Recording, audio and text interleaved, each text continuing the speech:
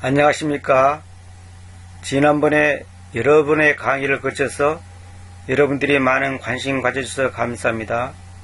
오늘은 특별히 제가 오랫동안 정말로 강의하고 싶은 매우 중요한 주제를 놓고 여러 차례에 걸쳐서 강의할 예정입니다. 특별히 창세기 1장 1절을 중심으로 해서 말씀드리려고 합니다. 이것은 제가 킹제임스를 알고 나서 20여 년 전부터 궁금해왔고 의문을 가져왔고 좀 더 여기에 대해서 맹쾌한 해답을 얻기를 원했던 제목입니다. 그런데 이것을 이제 수년 전에 알게 되었습니다. 완전히 저 나름대로 정리가 되어서 여러분들한테 소개하고자 합니다. 여러분들이 기존에 알고 있는 것도 많이 차이가 있을 줄 아나 인내를 가지고 끝까지 들어주시기 바랍니다. 여러분도 아시다시피 하나님의 말씀은 대부분 연역법을 씁니다. 연역법이란 말은 무슨 말이냐면 결론부터 내리고 그 다음에 왜 그런가를 설명을 쫙 하는 것이 연역법입니다. 그 반대가 기나법이죠. 근데 하나님의 말씀은 하나님이 왜 계셨으며 어떻게 계셨으며 언제부터 계셨으며 세상을 왜 창조했으며 이런 얘기는 처음부터 하지 않습니다. 하나님께서는 항상 결론을 먼저 내리고 왜 그런가 하는 이 연역법 방식으로 성경이 기록된 것을 많이 발견했습니다. 그 중에 대표적인 것을 든다면 창세기 1장 1절입니다. 누군가가 말했듯이 창세기 1장 1절이 문자 그대로 믿어진다면 그것보다 더 큰 은혜가 없고 놀라운 기적이 없다는 말을 제가 들어봤습니다. 이 창세기 1장 1절 속에는 하나님이 어떤 분이며 그 하나님이 왜 지구를 우주를 만들었는가 등등에 대해서 한마디로 함축되어 있습니다. 이 속에는 복음이 들어있고 이 속에는 하나님의 존재성, 영원성, 절대성, 완전성 이 모든 것이 다 함축되어 있습니다. 여기에 대해서 일일이 제가 말하고자 한다면 아마 이 1장 1절 가지고 제가 우둔한 지식으로도 수년간 얘기해도 다 끝을 낼 수 없는 놀라운 말씀이 함축되어 있습니다. 이것은 우리가 그냥 말씀을 배워가면서 하나씩 하나님께서 눈을 열어줄 줄 믿습니다. 사람들이 천천히 강의하라고 요청이 많이 와서 많은 시간이 걸리더라도 천천히 여러 번에 걸쳐서 강의하고자 합니다. 한꺼번에 한 시간씩 하지 않은 이유는 너무 지루하면 사람이 지치기 때문에 잠깐 하고 또 쉬었다가 다음 강의를 하고 그런 방식으로 가능한 한 20분을 넘지 않는 범위 내에서 하도록 하겠습니다. 자, 이 성경에서 가장 중요한 구절을 한 구절만 택하라고 저보고 말한다면 저는 창세기 1장 1절을 꼽겠습니다. 보통 요한복음 3장 16절 이런 걸 선택하지만은 저는 창세기 1장 1절을 선택하겠습니다. 창세기 1장 1절이 없는 1장 2절, 3절, 4절, 5절, 6절, 7절 그는 아무 의미가 없습니다. 이것은 마치 뿌리가 없는 나무와 같고 아버지 없는 자식과 같은 것입니다. 창세기 1장 1절이 있기 때문에 그 다음에 성경 66권이 있을 수 있고 있어야 되고 있어야 될 가치가 있는 것이지 창세기 1장 1절이 없는 성경이라는 것은 상상도 할 수 없는 일입니다. 그래서 이 모든 철학, 모든 과학, 현대 모든 부패된 지식들은 창세기 1장 1절을 부정합니다. 2절만 인정한다면 모든 것이 해결됩니다. 정치, 경제, 종교, 문화 모든 면에서 해결됩니다. 지금 진화론이니 현대 과학이니 하는 것들도 전부 다 누이지 사상이니 범신론이니 이런 것도 전부 다 창세기 1장 1절을 문자 그대로 인정하지 않기 때문에 일어나는 것입니다. 창세기 1장 1절이 없는 진리, 없는 구원, 없는 기독교, 1장 1절이 없는 예수 그리스도, 상상도 할 수 없고 정말 있을 수도 없는 얘기입니다. 이것은 너무너무 중요합니다. 우리는 이것을 너무 쉽게 가볍게 생각하는데 창세기 1장 1절보다 더 중요한 구절이 없다고 저는 감히 생각합니다. 자, 그러면 오늘 여러분들께서 1장 1절부터 한번 생각해 보도록 하겠습니다.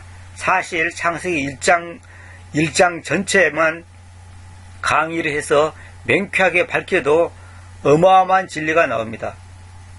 1장 1절부터 시작해서 마지막 절까지만 설명을 정확하게 한다 하더라도, 물론 우리 인간의 머리로 뭐 완벽하게는 설명할 수가 없다 하더라도 놀라운 우주의 신비, 창조의 신비, 또 여러 가지 그 하나님의 창조의 질서, 이런 것이 다 숨어 있습니다. 요즘 뭐 세대주의니 칼빈주의니 뭐 알미니안주의니 그렇게 싸우는데 나름대로 다 일리가 있다고 저는 생각하고 있습니다.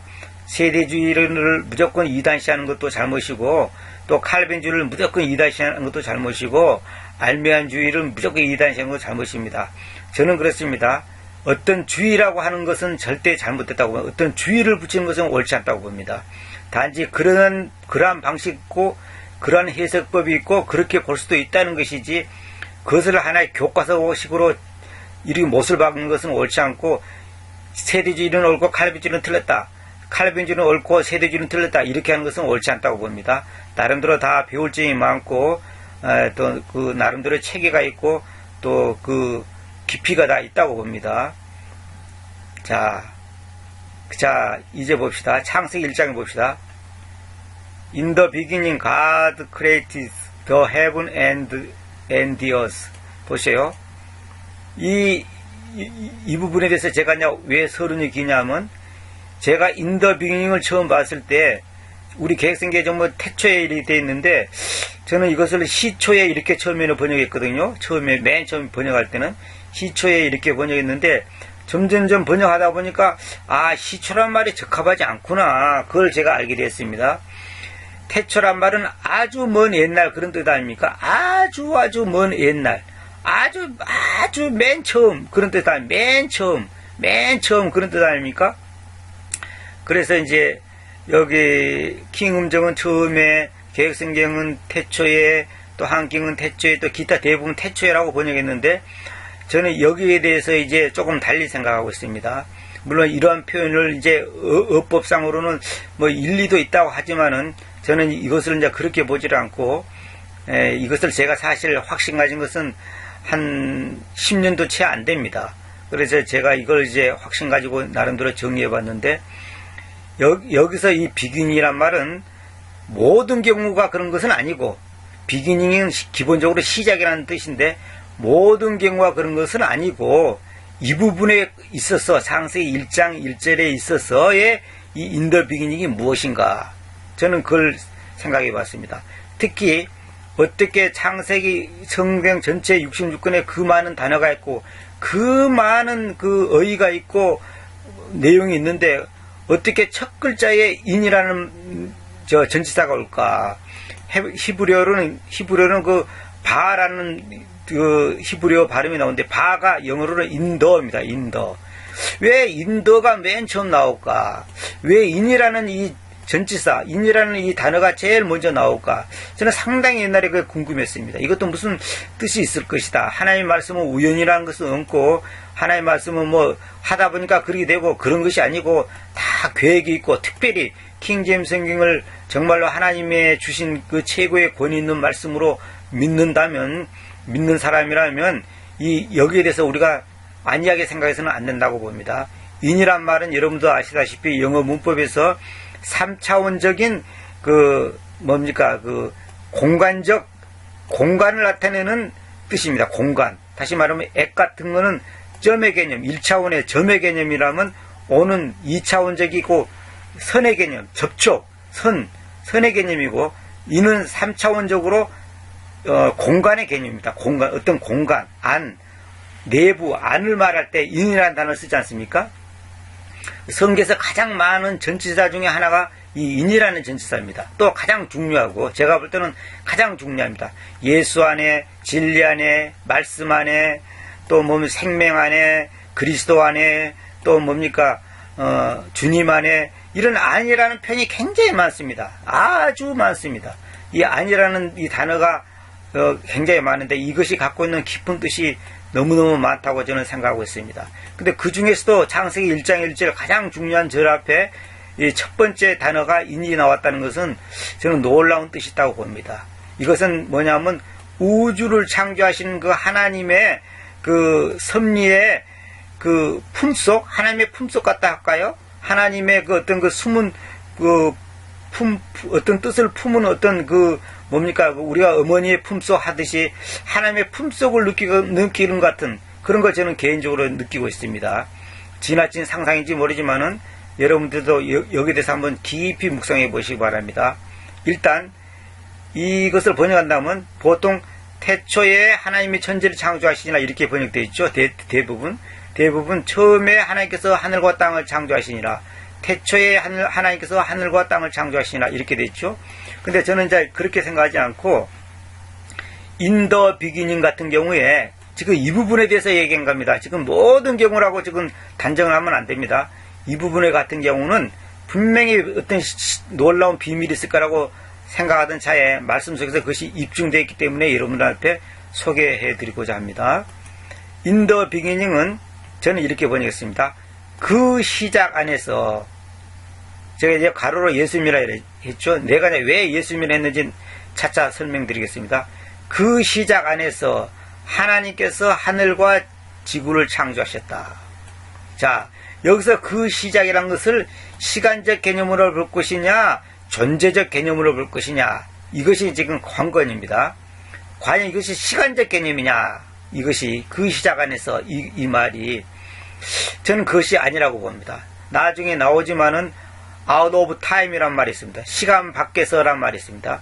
하나님께서는 시간 밖에서 이제 그런 말인데, 그거는 이제 그 갭 이론에서 나온 중요한 그 표현인데, 그거는 여러분들이 나중에 이제 별도로 나오면 말씀드리기로 하고, 이 in the beginning이라는 이 표현이 제가 볼 때는 여기서 in the beginning은 단순한 우리가 말하는 태초, 처음, 시작, 시초, 그런 어떤 시간의 개념이 아니라고 봅니다. 물론 시간의 개념이 전혀 없다 이렇게는 또 말할 수 없습니다. 왜냐하면 어차피 이거는 시작을 했으니까, 시작이란 단어 자체가 우리의 개념상 시간의 개념이 포함되어 있기 때문에 예수님께서도 나는 알파 오메가다, 처음과 나중이다 한 것처럼 어차피 예수님이 그런 표현을 썼는데, 근데 그 표현 속에 담겨진 뜻이 뭐냐, 이것을 알아야 된다고 생각합니다. 예를 들어서 생명 그러면, 우리나라 생명 그러면 살아있는 것, 살아있는 어떤 물건, 살아있는 동물, 식물 이렇게만 생각하지 않습니까?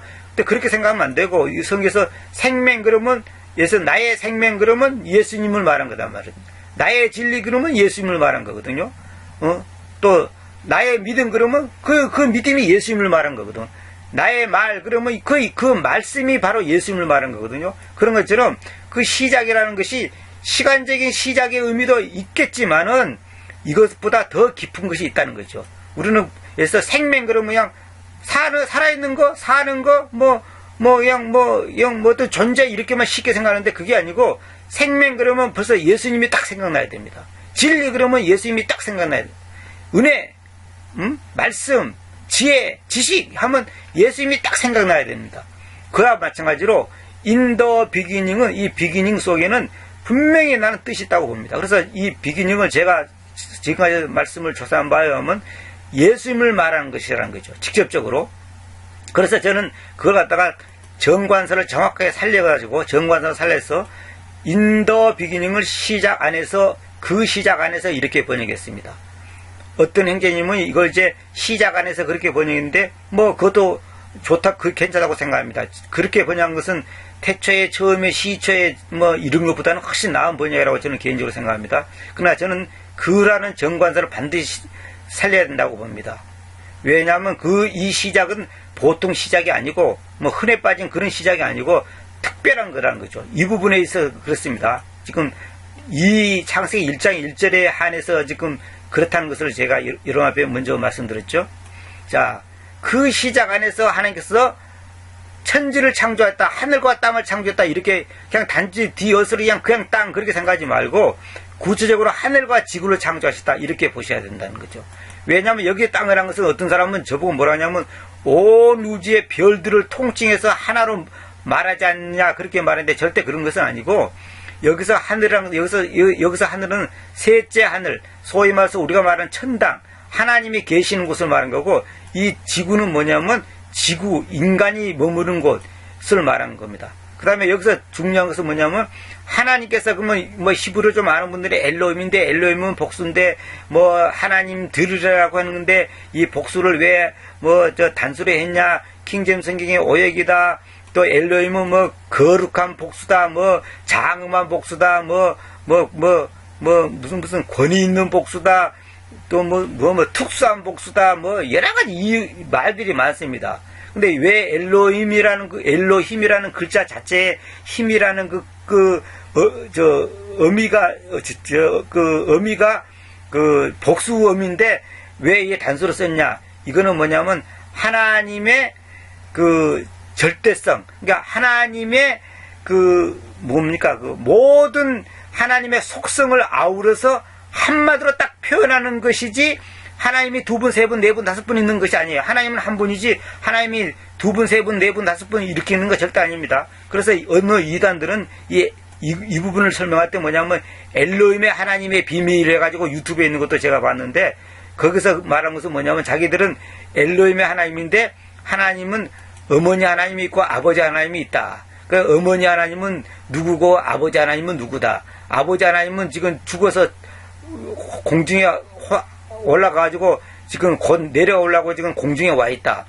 그러고 지금은 이제 어머니 하나님이 이제 다스린다. 이렇게 해가지고 하나님이 복수다 이거야. 그러면서 이걸 주장하는 그 이단들의 그 교리 설명도 들어봤습니다. 그거는 전부 다 한마디로 와서 마귀가 씨나라 까먹는 소리입니다. 절대 그런 거 아닙니다. 그 다음에 여기서 제가 말씀드리고 싶은 것은 헤븐과 디어스, 왜 하나님께서 하늘과 태양을 만드셨다, 하늘과 우주를 만드셨다, 하늘과 뭐 달을 만드셨다 하지 않고 하늘과 지구를 만드셨다, 창조하셨다 이렇게 말씀하실까요? 왜 이 하늘과 지구라고 했을까요? 이게 굉장히 중요한 겁니다. 하나님의 법칙은 모든 것이 이분법입니다. 이분법이란 뭐냐면 흙과 백, 어둠과 빛, 또 뭡니까? 오른쪽, 왼쪽, 위, 아래, 하늘과 지구, 또 뭡니까? 사탄과 하나님과 사탄, 이렇게 선과 악, 이렇게 이분법을 시작합니다. 하나님께서는. 그러니까 하나님 쪽에서는 하나님 앞에 우리가 바로 서려면 둘 중에 하나를 택해야 되는 겁니다. 중간은 없습니다. 신앙은 회색지다는 것은 없습니다. 분명히 하나, 어느 쪽이냐, 어둠이냐, 빛이냐, 하늘이냐, 땅이냐, 옛사람이냐, 새사람이냐, 구원받았냐, 구원 못 받았느냐, 천당이냐, 지옥이냐, 예수냐, 사탄이냐, 이 둘 중에 하나지. 뭐 이것도 좋고 저것도 좋고 뭐 이도 좋고 저것도 좋고 뭐 제3의 길이 있고 그런 거 없습니다. 절대 그런 거 없습니다. 그래서 이것을 하늘과 지구를 창조했다 이 말을 굉장히 중요합니다. 이 우주의 중심은 이 지구입니다. 지구. 하늘을 빼고 이 피조 세계의 중심은 이 창조 세계, 그러니까 이 하나님께 만드신 창조 세계의 중심은 지구입니다. 지구. 그러니까 지구의 중심은 뭐냐면 인간입니다. 인간. 그러면 인간의 중심이 뭐냐? 우리의 심장이죠. 마음이죠. 마음. 그 마음 속에 뭐가 있어야 되냐? 마음의 주인, 심장의 주인은 누가 돼야 되냐면 예수 그리스도가 돼야 되는 거예요. 예수 그리스도가 내 마음의 주인이 되고 중심이 될 때 거기에 생명이 있고 구원이 있고 평화가 있고 감사가 있고 기쁨이 있고 영원한 생명이 있는 겁니다. 그러니까 이 예수 그리스도가 내 삶의, 내 인생의 실제적인 내 인생의 주인이 돼서 중심 자리에 있어야 되고, 그 중심 자리, 이 몸은 지구에 있어야 됩니다. 우리가 지구를 떠나서는 살 수 없죠. 이 땅을 벗어나서는 살 수 없습니다. 지구, 또 이 지구는 우주를 떠나서는 살 수 없습니다. 하나님을 떠나서는 존재할 수 없습니다. 그래서 하늘과 지구는 뗄래야 뗄 수 없이 이게 같이 가는 겁니다. 그러니까 우리가 나중에 이제 알겠지만은 하늘에 속한 사람이 있고 땅에 속한 사람이 있습니다. 응? 이것이 다 이유가 있습니다. 성경에서 이렇게 처음부터 이렇게 말하는 이유가 다 있습니다. 그래서 여러분 창조했다는 말을 여러분 잘 생각해야 됩니다. 피조했다 그렇게 번역하면 안 됩니다. 뭐 어떤 사람은 피조물이 맞다는데 그런 피조물이라는 표현을 쓰면 안 됩니다. 크리처라는 것은 피조물이라고 표현하면 안 됩니다. 창조물이라고 해야 됩니다. 창조했기 때문에 창조물이 되는 겁니다. 자, 왜 그러지 나중에 이제 말할 기회가 있을 것입니다. 어쨌거나 오늘은 제가 서론을 길게 했는데 서론하다 보니까 지금 이제 시간이 다 됐습니다. 오늘은 이 정도만 하고 다음 시간에 이어서 계속 하도록 하겠습니다. 감사합니다.